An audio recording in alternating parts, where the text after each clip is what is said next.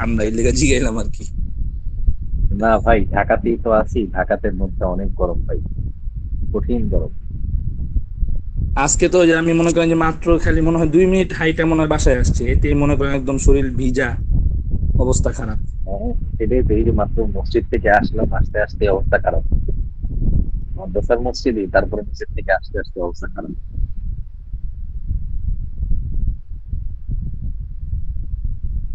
ওস্তাদ জি তো এখনো আসে নাই। জি, আসসালামু আলাইকুম রহমতুল্লাহি ওয়া ওয়ালাইকুম বারাকাতুহু। সালাম জি, রহমতুল্লাহ। ভালো আছেন? ওস্তাদ ওয়ালাইকুম জি এটা আসসালাম। কি নতুন ইয়া নাকি যে না, আমাদের ওই যে ইফতা প্রোফাইল? বিভাগের পরীক্ষা হচ্ছে তো, ওই জন্য আর কি এই ইয়াতে আসলাম আর কি, এই আইডিতে। ও, ইফতা আমি বিভাগ, আমি বুঝেছি নাকি নতুন ছাত্র কি না। না না, ইফতা বিভাগের পরীক্ষা হচ্ছে তো এই জন্য আর কি এটাতে ছাত্ররা আছে। গতকালকে পরীক্ষা ছিল, আজকেই শেষ পরীক্ষা। আচ্ছা, এই আজকে কত নাম্বার সবক হবে বলতে পারবেন? আল ইসরাইলাতুল মওজুয়াতের হযরত 3 নম্বর সবক সম্ভবত। 3 নাম্বার না?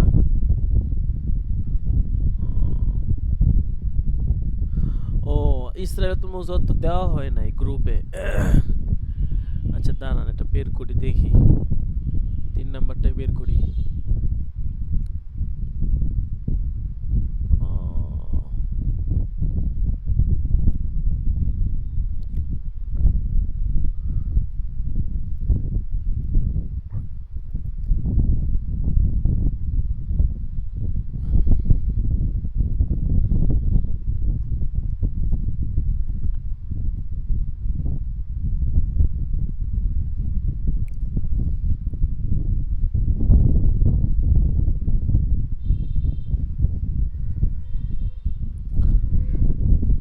আজ সম্প্রদায়ের কাহিনী। আচ্ছা, 2 নাম্বারটা কি আছে একটু দেখি তো।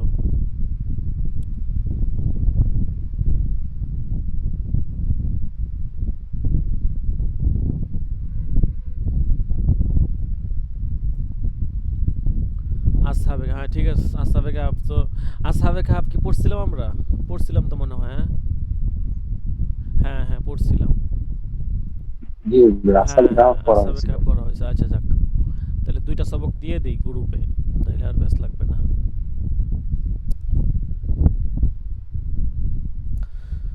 আল্লাহু আকবার। তাফসীর বিভাগ।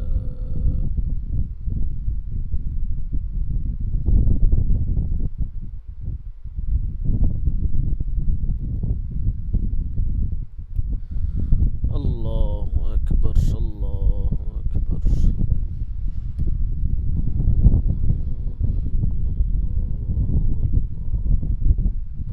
আল্লাহু আকবার ওয়ালিল্লাহিল হামদ। আল্লাহু আকবার, আল্লাহু আকবার।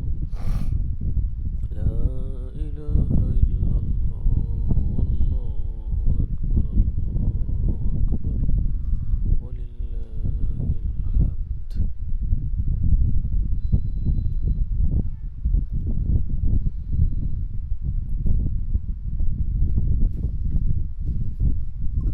লিখতেছেন লিখতেছেন? হ্যাঁ হ্যাঁ, বাংলা লিখতেছেন না আরবিতে?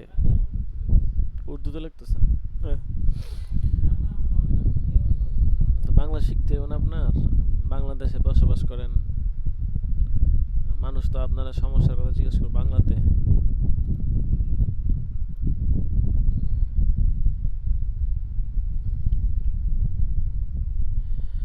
জি, আপনি কষ্ট করে 1 নাম্বার আর 2 নাম্বার পেজটা পাঠান, ঠিক আছে? প্রথম 2টা পেজ সমস্যা হচ্ছে, ঠিক আছে?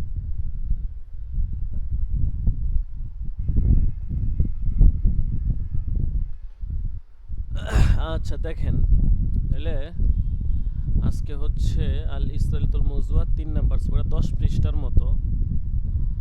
দেখেন আমাদের এই সেমিস্টারে আমরা হচ্ছে কি পড়বো, একটু সূচিটা দেখি। নিসাবনামা,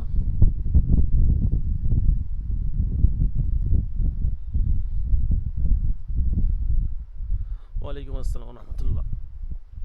জি, এখন তো তাফসীর বিভাগের ক্লাস হচ্ছে, আর একটু প্রস্তুত থাকেন, দেখি ইনশাআল্লাহ অল্প সময় ক্লাস শেষ করে 10:30 থেকে ইনশাআল্লাহ অল্প সময় করাবো ইনশাআল্লাহ, ঠিক আছে?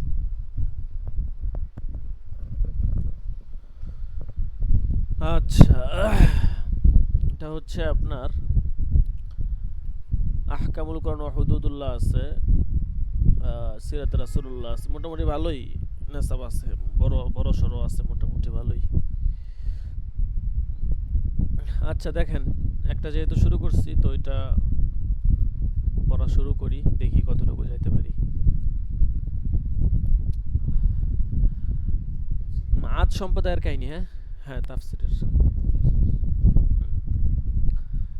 আদ সম্প্রদায়ের কাহিনী, আদ সম্প্রদায়ের কাহিনী আপনারা কম বেশি সকলেই জানেন। হ্যাঁ, তারপর হচ্ছে যে আপনার এখানে কোরআনে কিন্তু কাহিনী ঘটনা আছে, বিস্তারিত নাই আর কি, মৌলিকভাবে তাদের কিছু কথা উল্লেখ আছে।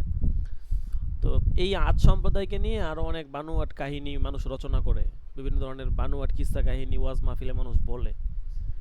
হ্যাঁ, ইসরায়েলের আওয়াজ যেটাকে বলে আর কি। তো সেই ঘটনাগুলো কি কি হইতে পারে এগুলোর একটা ধারণা দিবে। দেখেন 3 নাম্বার সবক, কওমে আদ সম্পর্কে পবিত্র কোরআনের বাণী, ইরমা যাতিল ইমাদ আল্লাতী লাম ইখলাক মিসলুহা ফিল বিলাদ। ইরাম গোত্রের প্রতি যারা অধিকারী ছিল সুউচ্চ প্রাসাদের, যার সমতুল্য প্রাসাদ অন্য কোনো নগরে নির্মিত হয়নি। আচ্ছা, এটা হচ্ছে কোরআনের বাণী, আদ সম্প্রদায়ের মিথ্যা কাহিনী যেটা প্রচলন আছে বা যেটা মানুষ ওয়াজ মাহফিলে বলে, হাদিস হিসেবে বলে।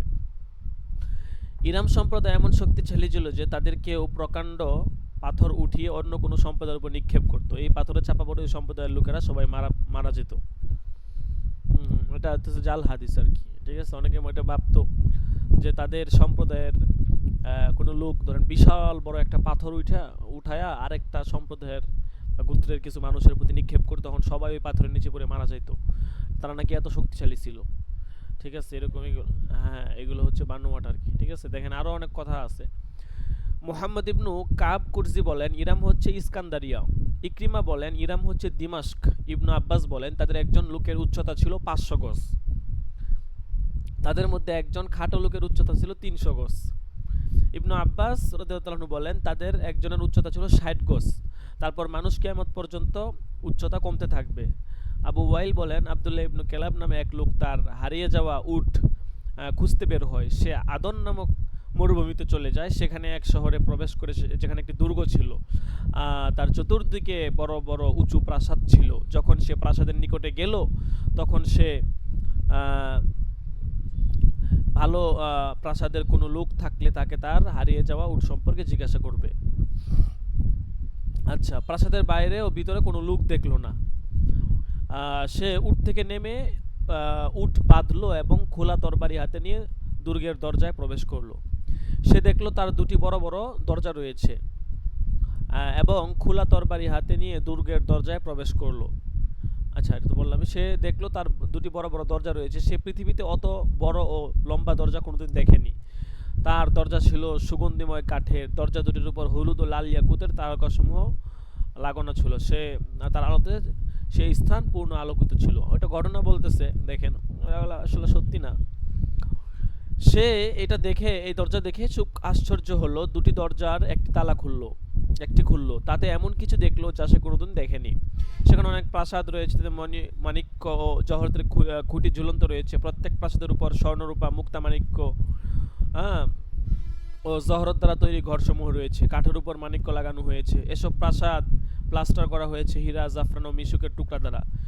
সে এসব কিছু দেখলো কিন্তু সেখানে কোনো মানুষ দেখলো না। তখন সে একটু ভয় পেল। তারপর দেখলো ছোট ছোট রাস্তা, প্রত্যেক রাস্তায় অনেক ফলদার গাছ রয়েছে, গাছের নিচে অনেক ঝর্ণা রয়েছে, আর রূপার নালা সমূহের বরফের মতো সাদা পানি চালু রয়েছে। তারপর সে বলল, এটা এমন জান্নাত যার বিবরণ আল্লাহ তার বান্দার জন্য দিয়েছেন তা দেখি দুনিয়াতেই।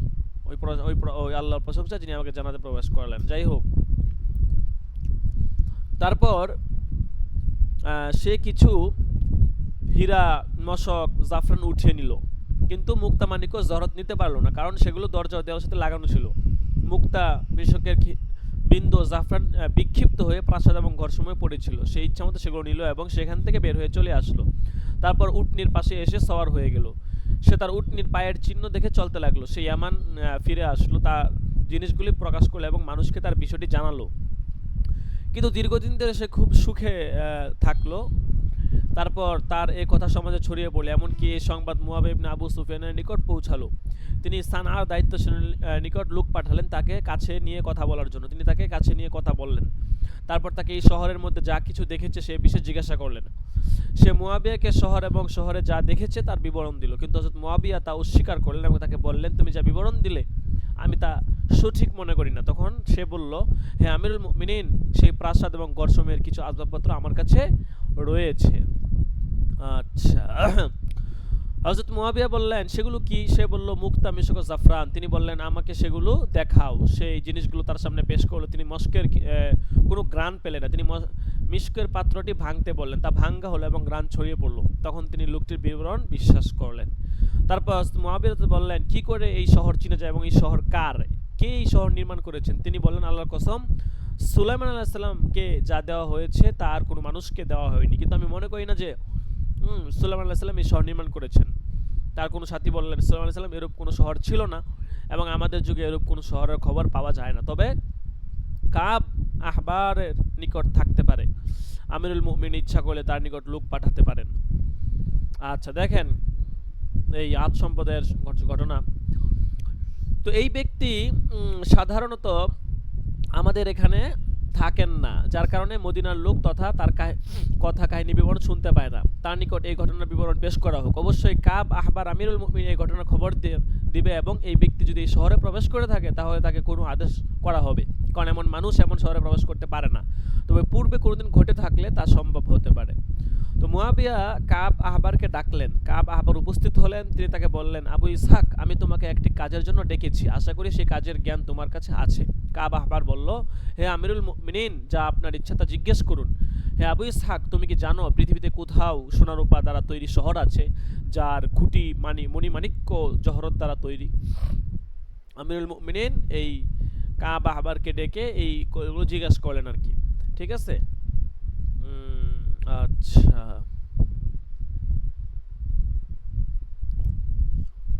এরপর দেখেন, প্রাসাদ ও ঘরের খোয়া ও প্লাস্টার হচ্ছে হীরা দ্বারা তৈরি। বর্ণনা করতেছে কোনটা কেমন। তার প্রত্যেক রাস্তার মাঝে ঝর্ণা রয়েছে এবং সেগুলো বৃক্ষসমূহের নিচে প্রবাহমান রয়েছে। কাব আহবার বললেন, আল্লাহর কসম, আমি মনে করেছিলাম এই শহরটি সম্পর্কে আমি কাউকে জিজ্ঞাসা করব, আমাকে কেউ জিজ্ঞাসা করার পূর্বেই। তবে আমি আপনাকে বলছি শহরটি কার এবং শহরটি কে নির্মাণ করেছে। শহরটির ব্যাপারে আমিরুল মুমিনিনকে যা বলা হয়েছে তা সত্য। শহরটি তৈরি করেছে সাদ্দাদ ইবনু আদ। এই শহরটি ইরমা জাতুল ইমাদ, অর্থাৎ কোরআনে যেটা বলা হয়েছে ইরমাত জাতুল ইমাদ আল্লাযী লাম ইখলাক মিসলুহা ফিল বিলাদ, যে এরকম শহর কোথাও কখনো তৈরি করা হয় নাই। তো এই কাব আহবার বলতেছে এটা সাদ্দাদ ইবনু আদ তৈরি করছে, আর আদ সম্প্রদায়ের এক লোক আর কি। এবং এই শহরটা হচ্ছে ইরমা জাতুল ইমাদ, যার মতো পৃথিবীতে কোনো শহর তৈরি করা হয় নাই। তো মুয়াবিয়া তাকে বললেন, হে আবু ইসহাক, আল্লাহ তোমার প্রতি দয়া করুক, তুমি আমাদেরকে এই শহরের বিবরণ শোনাও, এটা আরো বিস্তারিত বলো। আচ্ছা।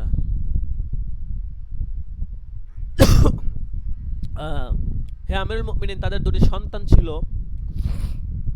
একটির নাম সাদিদ, অপরটির নাম সাদ্দাদ। আদ ধ্বংস হয়ে যায় আর তার দুই ছেলে বাকি থাকে। তারা দুজন দেশের মালিক হয়। তারা সীমালঙ্ঘন করে প্রত্যেক শহরের প্রতি অত্যাচার চালায়, জোর করে সমস্ত দেশ দখল করে। আচ্ছা, তাহলে বোঝা গেল এই যে আদ সম্প্রদায়টা কোত্থেকে আসে এটা এখানে বলতেছে আর কি। দেখেন, দুই সন্তান ছিল, একজনের নাম ছিল আপনার কি সাদিদ, আরেকজনের নাম ছিল সাদ্দাদ। তো আদ ধ্বংস হয়ে যায়, কিন্তু এই দুই ছেলে তারা জীবিত থাকে। তারা পরবর্তীতে দুটো দেশের মালিক হয় এবং তারা হচ্ছে যে আপনার দখল করে ওই দেশ রাষ্ট্র পরিচালনা করে আর কি। শেষ পর্যন্ত সমস্ত মানুষ তাদের অধীন হয়ে যায়। তারা দুজন পৃথিবীতে স্থায়িত্ব লাভ করে। পরে সাদিদ ইবনু আদ সে মারা যায়, সাদ্দাদ বাকি থাকে। তখন সে একক বাদশা, তার মোকাবেলা করার কেউ নেই। গোটা দুনিয়ার সে মালিক। সে পুরাতন বই পড়তে খুব ভালোবাসতো। যতবার সে জান্নাতের বিবরণ দেখতো ততবার মনে মনে পরিকল্পনা করতো যে আল্লাহকে উপেক্ষা করে তার নীতি গতি অমান্য করে জান্নাতের গুণসম্পন্ন একটি জান্নাত পৃথিবী কি তৈরি করা যায়। সে সিদ্ধান্ত নিল ইরমা জাতুল ইমাদ নামে একটা বিরাট শহর সে গড়ে তুলবে। এই কাজের জন্য 100 জন কারিগর সে ঠিক করলো এবং প্রত্যেক কারিগরের সহযোগী থাকবে 1000 করে। 100 জন মেইন কারিগর, তাহলে বোঝা গেল 1,00,000 হয়ে যাবে আর কি, ঠিক আছে, অনেক। তো তিনি তাদের বললেন, তোমরা পৃথিবীর একটি সুন্দর প্রশস্ত জায়গা বাছাই করো, সেখানে সোনা রূপা মণিমাণিক্য জহরত মুক্তা দ্বারা একটি শহর গড়ে তুলো। সেই শহরের নিচে থাকবে প্রাসাদ সমূহ আর প্রাসাদের উপরে থাকবে ঘর সমূহ। প্রাসাদের নিচে থাকবে বিভিন্ন ধরনের ফলের গাছ, গাছের নিচে থাকবে ঝর্ণা। আমি বই পুস্তকের জান্নাত বিবরণ দেখেছি, আমি দুনিয়াতে তেমন একটি জান্নাত নির্মাণ করতে চাই। কারিগরেরা তাকে বলল, আপনার বিবরণ অনুযায়ী সোনা রূপা মণিমুক্তা জহরত কিভাবে সংগ্রহ করা যায়? সাদ্দাত তাদের বলল, তোমরা জানো না সম্পূর্ণ পৃথিবীর রাজত্ব আমার হাতে? তারা বলল, হ্যাঁ আমরা তো জানি।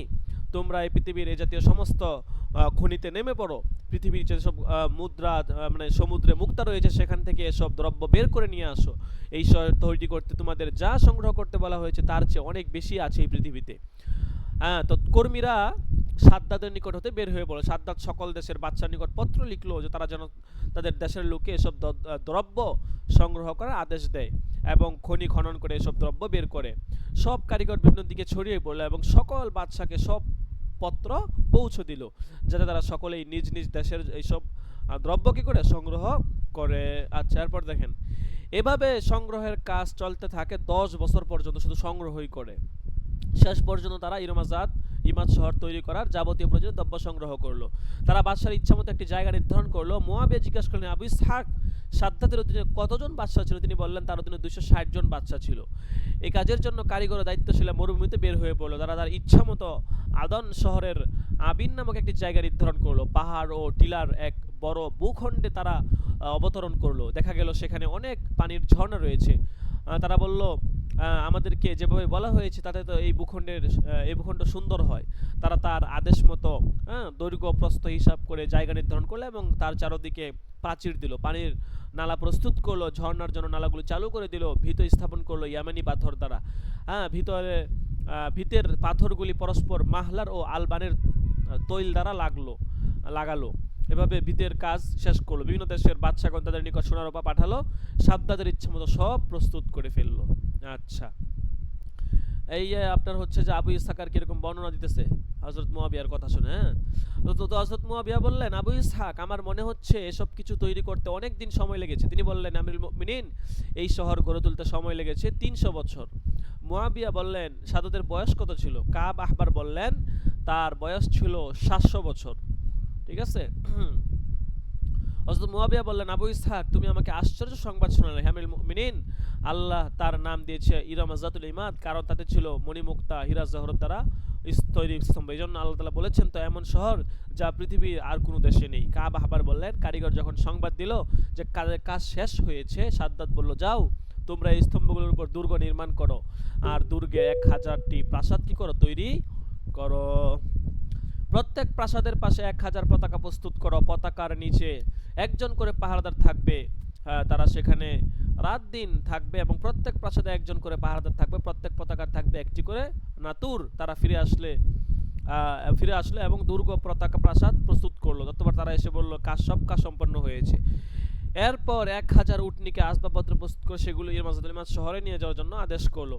আর লোকজনকে পতাকার পাশে বসবাস করার আদেশ করে, তাদেরকে সেখানে রাত দিন থাকার আদেশ করে, তাদেরকে ভাতা প্রদানের আদেশ করেন। সাদ্দাত তার নারী ও সকল খাদেমকে ইরমাজ শহরে যাওয়ার জন্য আদেশ করলো। তারপর বাদশাহ শহরে যাওয়ার ইচ্ছা পোষণ করে। সাদ্দাত সেখানে বসবাসের স্বাধীনভাবে যাত্রা আরম্ভ করলো। এমন এক স্থানে পৌঁছলো যেখানে তার মাঝে ও প্রাসাদের মাঝে মাত্র 1 দিন ও 1 রাতের পথ ব্যবধান ছিল। আল্লাহ। তখন আল্লাহ তাআলা তার উপর ও তার সঙ্গীদের উপর এমন এক কান ফাটানো বিকট শব্দ পাঠালেন যাদের সবাইকে একসাথে ধ্বংস করে দিল। তাদের কেউ বাকি থাকলো না। সাদ্দাত ও তার সাথীদের কেউ ইরম জাতুল ইমাদ শহরে প্রবেশ করতে পারলো না। এমনকি কিয়ামত পর্যন্ত সেখানে কেউ প্রবেশ করতে পারবে না। এই হলো কিসের ইরম জাতুলের বিবরণ। তবে আপনার জামানার একজন মুসলিম সেখানে প্রবেশ করবে, এটা হযরত মুয়াবিয়াকে বলতেছে, আর সে তার দেখার জিনিসের বিবরণ দেবে। হযরত মুয়াবিয়া বললেন, আবু ইসহাক, তুমি লোকটির বিবরণ দাও। আবু ইসহাক বলল, লোকটি লাল বর্ণের, সাইজে খাটো, তার ভ্রু ও গলার উপর তিল থাকবে। সে এই মরুভূমিতে তার উট খুঁজতে যাবে, যখন সে ইরমা জাতুল ইমাদ শহরে প্রবেশ করবে। উট খুঁজতে খুঁজতে ইরমা জাতুল ইমাদ শহরে সে কী করবে? প্রবেশ করবে। সে প্রবেশ করে সেখান থেকে কিছু জিনিস নিয়ে আসবে। সে লোকটি মুয়াবিয়ার নিকটেই বসেছিল। কাবা আহবার সেদিকে লক্ষ্য করতে লোকটিকে দেখতে পেল, বলে উঠল, আমর মুমিন, এই সেই লোক যে সেখানে প্রবেশ করেছে, আমার বিবরণ তাকে জিজ্ঞাসা করুন। হযরত মুয়াবিয়া বললেন, আবু ইসহাক, এ আমার খাদেম, সে আমার থেকে বিচ্ছিন্ন হয় না। কাবা আহবার বললেন, সে প্রবেশ করেছে, তবে আর কি প্রবেশ করবে না? অবশ্যই শেষ জমানায় কতক মুসলিম প্রবেশ করবে। মুয়াবিয়া বললেন, আবু ইসহাক, আল্লাহ আপনাকে অন্য আলেমদের চেয়ে জ্ঞানের আধিক্য দান করেছেন। আপনাকে আগের ও পরের উপর সব বিদ্যা হয়েছে, যা কাউকে দেওয়া হয়নি। আমর মুমিন, হে আমিরুল মুমিনিন, আল্লাহ পৃথিবীতে যা সৃষ্টি করেছেন তার বিস্তারিত বিবরণ মুসা আলাইহিস সালামের জন্য তাওরাত দিয়েছেন। অবশ্যই এই কোরআন শাস্তি প্রদানে কঠোর, আল্লাহ সাক্ষী প্রদানে যথেষ্ট, আল্লাহ উত্তম কার্যনির্বাহী। এই ঘটনাটা কোথায় আছে? এখানে দেখেন, এটা আছে, রেফারেন্সে দেওয়া আছে, সালাবি কাসাসুল আম্বিয়া, হ্যাঁ, তা আপনার 145 থেকে 148 নম্বর পৃষ্ঠাতে আছে আর কি। দেখেন, প্রকাশ থাকে যে আমরা শুনেছি সাদ্দাত তার জান্নাতে প্রবেশ করার সময় এক পা ভিতরে আর এক পা বাহিরে রাখা মাত্র তার জান কবজ করা হয়, এবং মালাকুল মউত দুজনের জান কবজ করতে কষ্ট পান, একজন সাদ্দাতের আর একজন সাদ্দাতের মা আর একজন সাদ্দাত। এই ঘটনার কোনো ভিত্তি নেই। এই ঘটনা যদিও আজকে এখানে পড়ছি, কিন্তু এই ঘটনা আমি ছোটোকালে শুনছেন? এই ঘটনা কিন্তু এটা প্রসিদ্ধ, এবং এটা কিন্তু মানুষের লোকমুখে প্রচলিত যে সাদ্দাত এরকম জান্নাত তৈরি করছিল। ঠিক আছে, এই জান্নাতের এই বৈশিষ্ট্য ছিল, এবং হচ্ছে যে আপনার এই জান্নাতে সে প্রবেশ করার আগে এক পা ভিতরের দিক দিয়ে তার জান কবজ হয়ে গেছে। আপনারা হয়তো কম বেশি শুনে থাকবেন এই ঘটনা। হ্যাঁ, আমি শুনছি ছোটোবেলায়। হ্যাঁ, না না, সহি না। কোনো ভিত্তিই নাই এই ঘটনার। এইটা একটা শহর সম্পর্কে বলছে, ইরমা জাতুল ইমাদ, এটা আল্লাহ তিলাম মিখলাকুম ইসলা, একটা শহরের নাম বলছে। এটার তাফসির যখন পড়বেন ওখানে এটার ইরমা জাতুল ইমাদের ব্যাখ্যা আছে। কিন্তু ইরমা জাতুল ইমাদকে নিয়ে যেই ঘটনা বা যেই হচ্ছে যে আপনার কি বলে এই বিস্তারিত বর্ণনা বা যেখানে এগুলা বানোয়াট কাহিনী, এগুলার কোনো ভিত্তি নাই আর কি। বুঝতে পারছেন? এগুলা আপনার সম্পূর্ণই বানোয়াট। এটা হচ্ছে যে আপনার এই যে সূরা ফজর, না, ফজরের 7 নম্বর আয়াত হচ্ছে ইরমা জাতুল ইমাদ। এটা হচ্ছে ইরাম একটা সম্প্রদায়ের নাম ছিল, ইরমা জাতুল ইরাদ। ইরাম সম্প্রদায়ের প্রতি যারা উঁচু উঁচু স্তম্ভ অধিকারী ছিল। ইরাম আদ জাতির ঊর্ধ্বতন পূর্বপুরুষের নাম ছিল। আমরা তো এখানে পড়লাম যে আদ জাতের দুইজন ছেলে ছিল, সাদ্দাত আর সাদিদ নাম মনে হয়। আদ জাতির মানে আদের যারা পূর্বপুরুষ ছিল তার নাম ছিল ইরম। ঠিক আছে, তাই এখানে আদ জাতির যেই শাখার কথা বলা হয়েছে তাদেরকে আদ ইরাম বলা হয়। তাদেরকে স্তম্ভের অধিকারী বলার কারণ এই হতে পারে যে তারা অত্যন্ত দীর্ঘাঙ্গী ও সুটাম দেহের অধিকারী ছিল। এ কারণেই বলা হয়েছে তাদের মতো লোক আর কোথাও সৃষ্টি করা হয় নাই। কেউ কেউ এর কারণ বলেছেন যে তারা উঁচু উঁচু স্তম্ভ বিশিষ্ট ইমারত তৈরি করত। তাদের কাছে হযরত হুদ আলাইহিস সালামকে নবী করে পাঠানো হয়েছিল। এটা আমি তাওজিউল কোরআন থেকে ব্যাখ্যাটা বললাম আর কি। তো যাই হোক, সেখানে তারা অনেক উঁচু উঁচু হচ্ছে যে আপনার লম্বা লম্বা ছিল আর কি। ঠিক আছে, হ্যাঁ, এটা একটা কারণ। অথবা তাদের বাড়িঘরগুলো বিশাল বড় বড় ছিল, এটা আপনারা বর্তমানে এরকম দেখাও যায়। ঠিক আছে, এটার একটা বাস্তবতা হতে পারে, এটা অবশ্যই আছে। কিন্তু এর মানে এই না যে তারা এরকম বড় এরকম শহর তৈরি করছে জান্নাতের মতো দেখতে, এরকম কোনো কিছু না। ঠিক আছে, কাজেই এই সমস্ত ঘটনা যেটা পাওয়া যায় সেটার কোনো কি নাই, বাস্তব কোনো ভিত্তি নেই। ঠিক আছে, আচ্ছা, এগুলো বিভিন্ন কিতাবে পাওয়া যায়, বিভিন্ন জায়গাতে মানুষ এগুলা, বুঝছেন, এগুলা মানুষ শিখার পরে ওয়াজ মাহফিলে এগুলা বলে আর কি। ঠিক আছে, এগুলা মানুষ খুব মনোযোগ দিয়ে মজা নিয়ে শুনে আর কি। ঠিক আছে, এগুলো পড়তেই মজা লাগে, কিন্তু এগুলোর আসলে বাস্তব কোনো ভিত্তি নাই। আচ্ছা, যাই হোক, এটা ছিল আপনার ইসরাইলের রওয়ায়াত 3 নম্বর সবক আল ইসরাতুল মওজুয়াতের। আচ্ছা, এরপর আমরা আজকে আরেকটা সবক পড়বো, এরপর আজকে দরসটা এখানে শেষ করে দিব। দেখেন, এরপরে কি আছে কি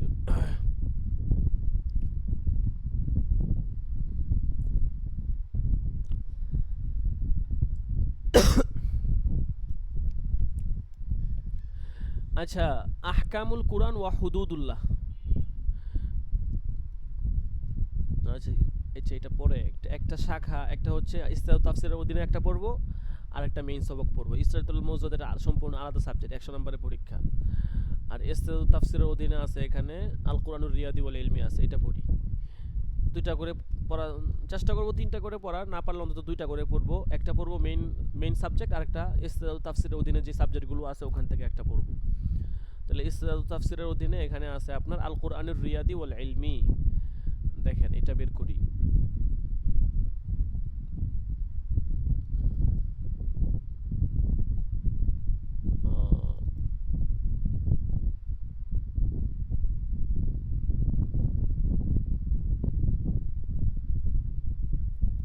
বিজ্ঞান এবং গাণিতিক কোরআন, ঠিক আছে। বিজ্ঞানের সাথে কোরআনের যে একটা গাণিতিক মিল, আশ্চর্য কিছু মিল আছে, ঠিক আছে, এগুলো নিয়ে এখানে আলোচনা করবে।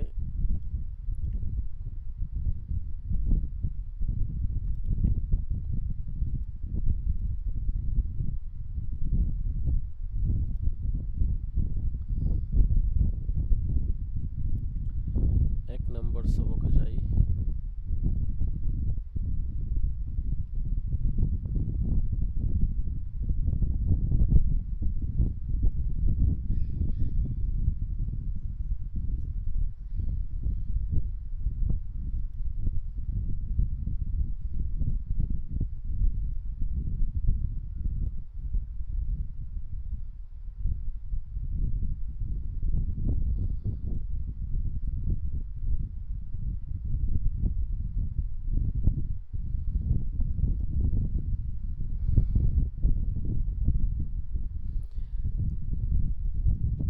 এটা একটা বইয়ের অংশ, ঠিক আছে।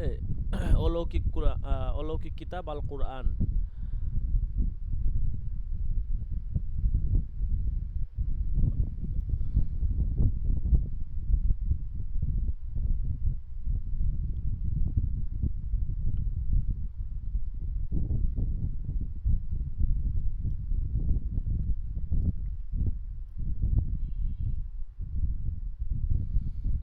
উম, দেখেন স্ক্রিনটা শেয়ার করে দিই। আল্লাহু আকবার।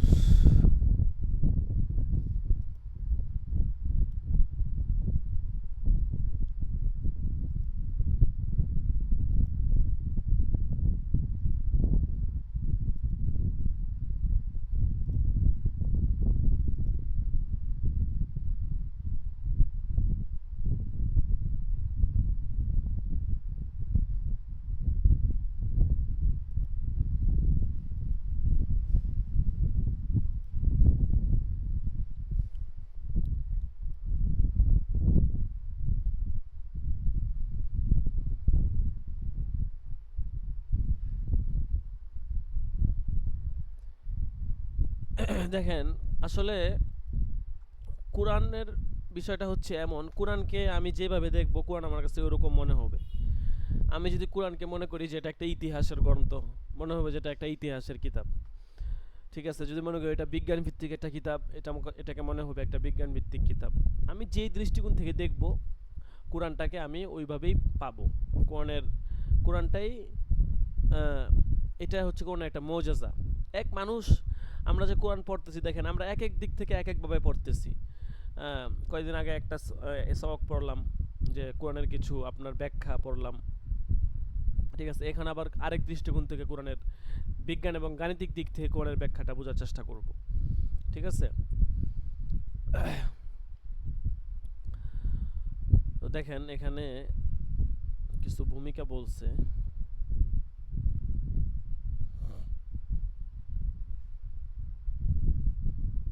এটা হচ্ছে আহমেদ বিদাত রচিত আল কোরআন দি আলটিমেট মিরাকল। যিনি এটা মূলত বাংলা ছিল না, এটা বাংলাতে অনুবাদ করা হয়েছে। তো এটাকে লিখছে যে এটা পড়ার পর ওনার মনে হয়েছে যে এটা বাংলা অনুবাদ করলে মুসলমানদের জন্য অনেক উপকার হবে। কোরআনের যে অলৌকিকতা, এটা মানুষ আসলে কিছু জানতে পারবে, বুঝতে পারবে। এই জন্য এখানে আপনার এটা অনুবাদকারী এটার অনুবাদ করার চেষ্টা করেছে আর কি। দেখেন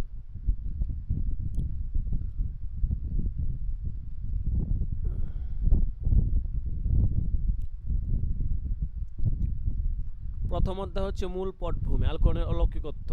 আচ্ছা এখানে দেখেন এগুলো যেগুলো বেশি জরুরি না, এগুলো আমরা একটু স্কিপ করব। সৃষ্টির শুরু থেকেই মানব সমাজের একটা সাধারণ বৈশিষ্ট্য হয়ে দাঁড়িয়েছে যে যখন কোন নবী বা রাসূলের মাধ্যমে আল্লাহর ইচ্ছা অনুযায়ী মানুষকে পরিচালিত হওয়ার নির্দেশ আসে, তখন মানুষ তা গ্রহণ না করে নবী ও রাসূলদের নিকট কোনো জাদু বা মুজিজা অথবা কোনো অলৌকিক ঘটনা দেখানোর দাবি করে থাকে। এটা একটা স্বাভাবিক কথা, ঠিক আছে? দেখা গেছে মনে করেন আহ,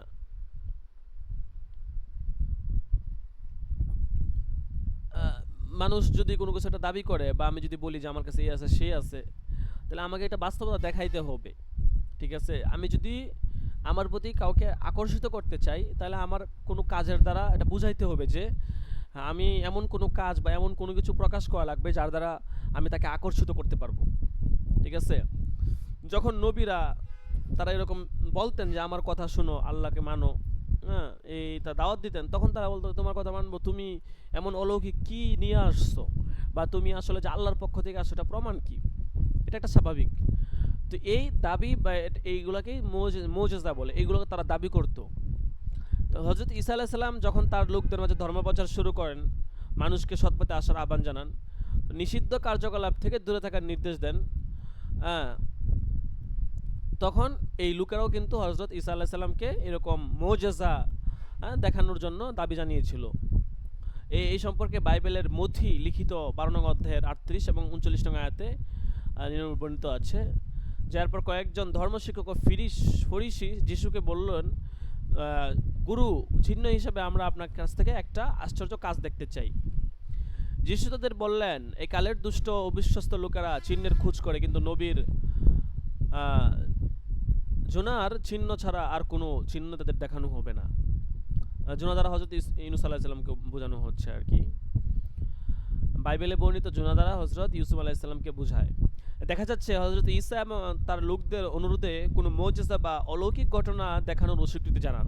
অর্থাৎ তিনি হচ্ছে যে যখন ঈসা আলাইহিস সালামকে লোকেরা অনুরোধ জানিয়েছিল যে আপনি আমাদেরকে একটা অলৌকিক বিষয় দেখান, যেটা অনুযায়ী হচ্ছে যে আমরা আপনাকে বিশ্বাস করতে পারবো, ঈসা আলাইহিস সালাম তখন এইটা দেখাইতে একটা অস্বীকৃতি জানান, এবং তিনি বলেছিলেন যে আমরা জোনার চিহ্ন ছাড়া আর কোনো চিহ্ন দেখানো হবে না, অর্থাৎ ইউনূস আলাইহিস সালামের কোনো বিশেষ কোনো হয়তো চিহ্ন এরকম কিছু দেখাবেন আর কি। তবে পরবর্তীকালে অনেক অলৌকিক ঘটনা বা মুজিজা তিনি দেখিয়েছেন বলে আমরা বাইবেলের বর্ণনা থেকে জানতে পারি। মুজিজা বা অলৌকিক ঘটনার বিবরণ বাইবেলে প্রচুর আছে। আসলে ওই সব মুজিজা বা নিদর্শন অথবা অলৌকিক ঘটনাও এটা মহান আল্লাহর একটা নিদর্শন। এসব ঘটনা তিনি তার নবীদের মাধ্যমে করিয়েছিল। হযরত মূসা আলাইহিস সালাম দ্বারা তিনি অলৌকিক ঘটনা দেখিয়েছিলেন।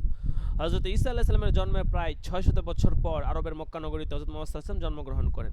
40 বছর বয়সে নবুয়ত প্রাপ্তির পর তিনি যখন আল্লাহর রাহে মানুষকে আসার জন্য এবং ইসলাম গ্রহণের জন্য আহ্বান জানালেন, তখন তার দেশবাসী ঈসা আলাইহিস সালাম বা পূর্ববর্তী অন্যান্য নবীদের মতোই তার কাছে জাদু বা চিহ্ন বা অলৌকিক ঘটনা, সেটা আমরা একটু আগে পড়লাম, দাবি করেছিল, যা পবিত্র কালামে উল্লেখ করা হয়েছে। ওয়াকাউলুল্লাহ উনজিলা আলাইহি আয়াতুম মির রাব্বি। তারা বলে, কেন তার প্রতিপালকের পক্ষ থেকে তার কাছে কোনো নিদর্শন প্রেরণ করা হয় না? তো উপরোক্ত বক্তব্য ছিল এটা তাদের দাবি। মক্কার কুরাইশ কাফেররা তারা এটা দাবি করেছিল। সঠিকভাবে বলতে গেলে মক্কাবাসীরা বলতে চেয়েছে যে মুহাম্মদ, তুমি বেহেশতের দিকে একটি মই বা সিঁড়ি লাগিয়ে আল্লাহর নিকট থেকে একটি কিতাব বা বই আমাদের সামনে নিয়ে আসো, তাহলে আমরা তোমার কথা বিশ্বাস স্থাপন করবো। অথবা ওই যে পাহাড়টি দেখা যাচ্ছে সেটাকে সোনার পাহাড় বানিয়ে দাও, অথবা মরুভূমির মাঝখানে একটি পানির নহর বইয়ে দাও, তাহলে তোমার কথায় বিশ্বাস স্থাপন করবো। অর্থাৎ তাদের কথায় কিছু জাদু বা নিদর্শন বা কোনো অলৌকিক ঘটনা দেখানো হলে তারা হযরত মুহাম্মদ সাল্লাল্লাহু আলাইহি ওয়াসাল্লামের বিশ্বাস স্থাপন করবে। এটাই ছিল মক্কাবাসীদের বক্তব্য।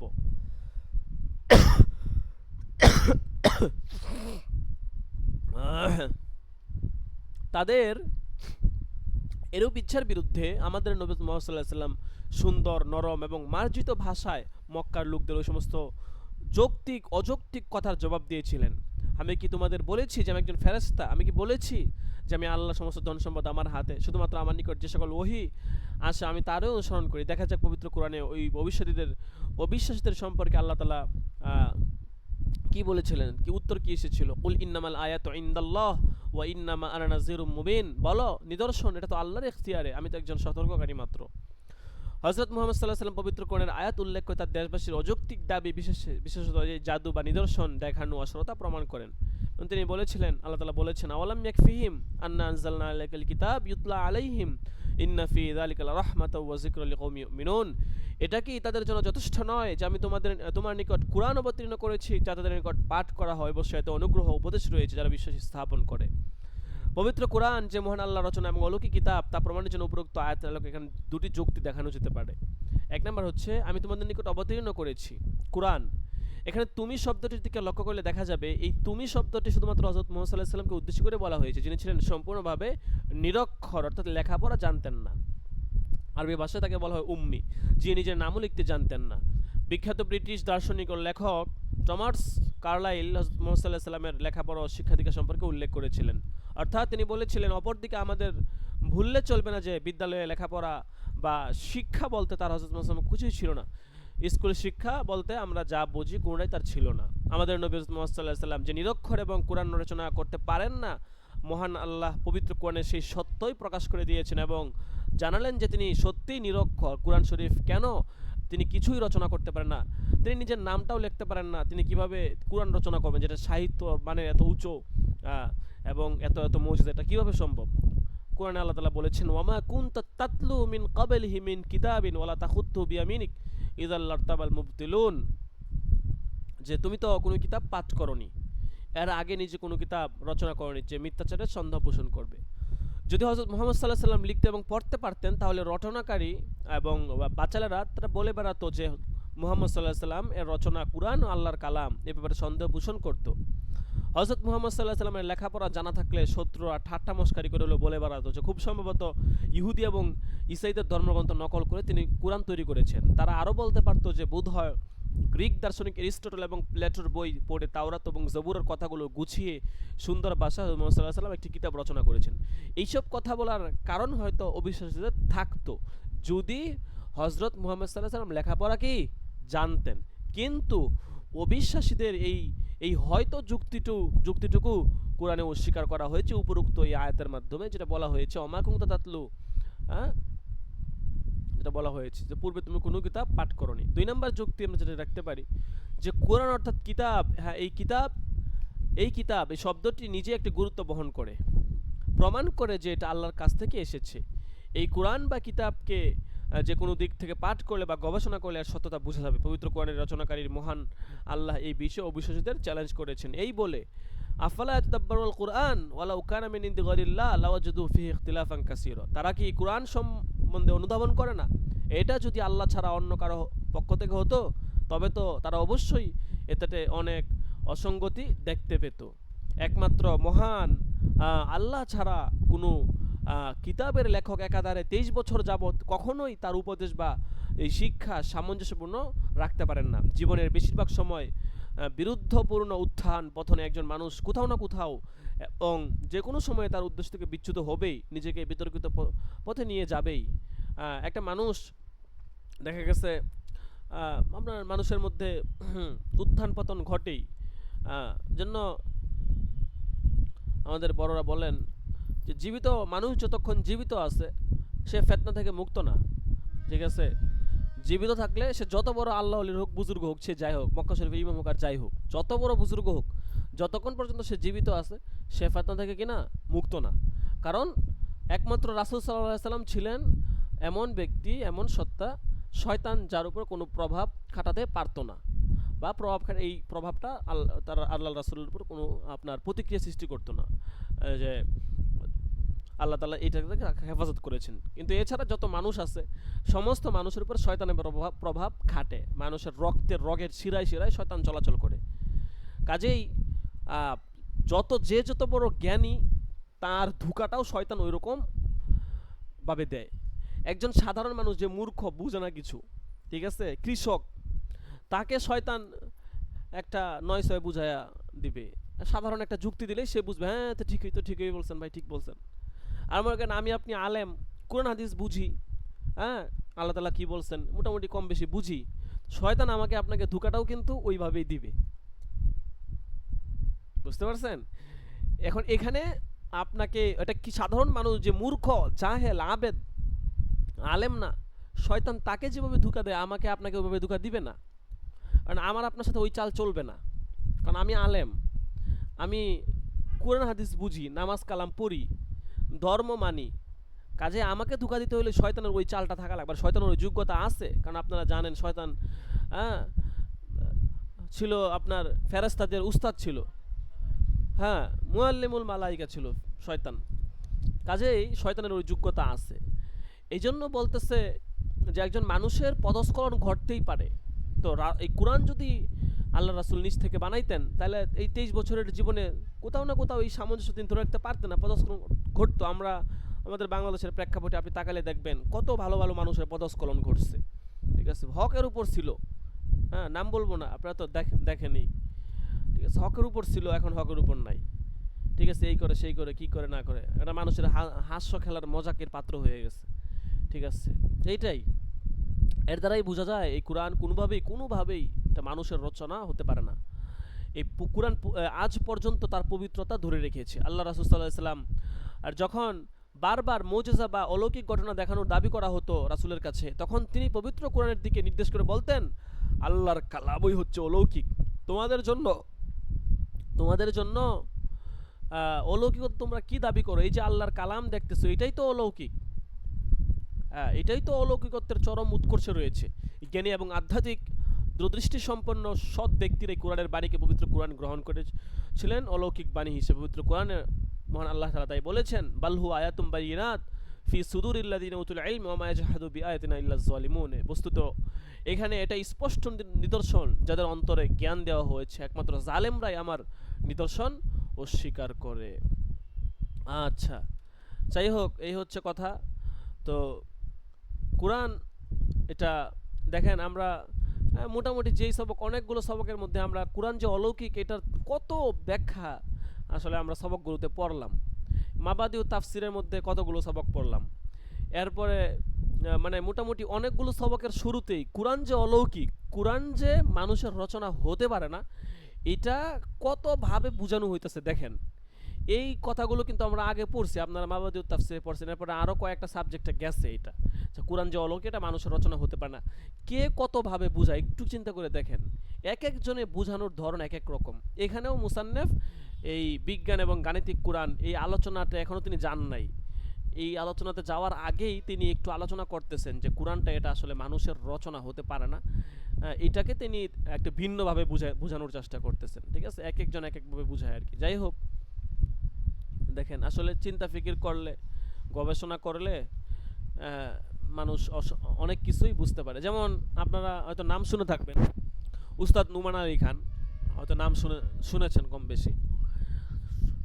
উনি হচ্ছে কোরআনের অনেক সুন্দর সুন্দর ব্যাখ্যা দেন, অনেক সুন্দর তাফসির করেন, বিভিন্ন বিষয়ে অনেক আলোচনা করেন।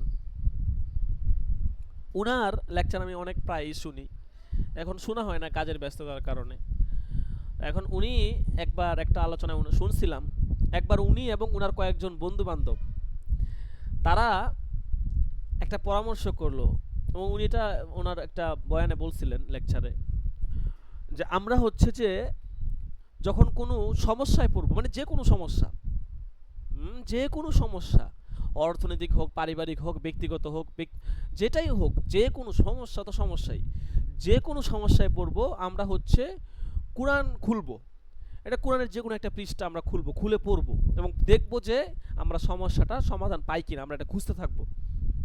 ওনারা 4-5 জন বা কয়েকজন বন্ধু বান্ধব মিলে এরকম একটা প্রতিজ্ঞা করেছেন, এবং যখনই তারা কোনো সমস্যায় পড়তেন তারা কোরআন খুলতেন, এবং আশ্চর্য রকমভাবে ওনারা তখনই মানে কিছুক্ষণ পড়ার পরেই ওই সমাধান তারা কোরআন থেকে পেয়ে যেতেন, ঠিক আছে। তাহলে দেখেন এই কোরআনটা হচ্ছে এমন একটা মুজিজা, এটাকে আমি যেইভাবে দেখবো, আমি যদি মনে করি যে এটা আমার জীবনের পাথেয়, এইটা আমার জীবনের সমস্ত সমস্যার সমাধান এই কোরআনে আছে, যদি আমি মনে করি তাইলে আসলেই আছে।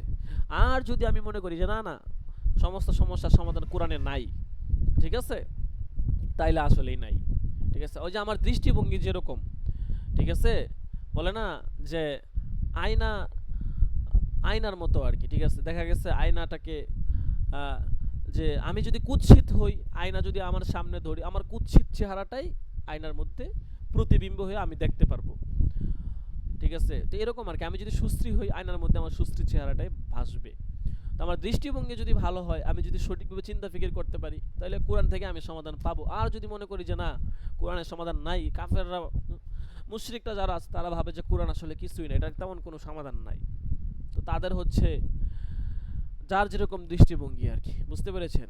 যেমন আপনারা পড়তেছেন, আপনাদের একটা আগ্রহ আছে যে না পড়তে হবে, একটু বোঝার চেষ্টা করি যেহেতু পড়তেছি, তো ওই দৃষ্টিভঙ্গির জায়গা থেকে না ক্লাস মিস দেওয়ার জন্য পড়ি একটু, ঠিক আছে, বোঝার চেষ্টা করি, কে পড়লো না পড়লো আমার দেখার বিষয় না, আমাকে আমারটা পড়া লাগবে এরকম।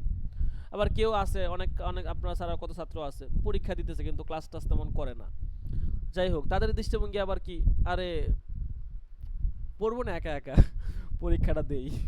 তো এক একজনের এক এক দৃষ্টিভঙ্গি আর কি হ্যাঁ, ঠিক আছে।